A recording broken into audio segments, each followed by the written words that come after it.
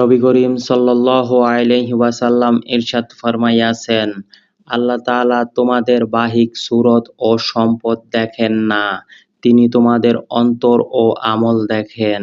অন্য এক হাদিসে বর্ণিত হইয়াছে, নবী করিম সাল্লাল্লাহু আলাইহি ওয়াসাল্লামকে এক ব্যক্তি জিজ্ঞাসা করিল, ইয়া রাসূলাল্লাহ, ঈমান কি? তিনি উত্তর করিলেন, ইখলাস। তারগীব নামক কিতাবে অনেক রেওয়াতে এই বিষয়টি উল্লেখ করা হইয়াছে।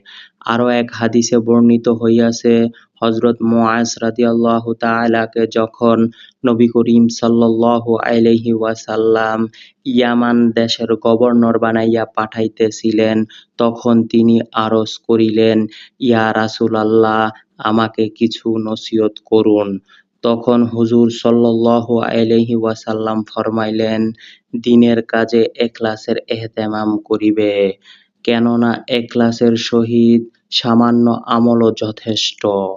এক হাদিসে ইরশাদ হইয়াছে, আল্লাহ তাআলা আমলের মধ্যে শুধু ওই আমলই কবুল করেন যাহা একমাত্র তাহার জন্য করা হয়।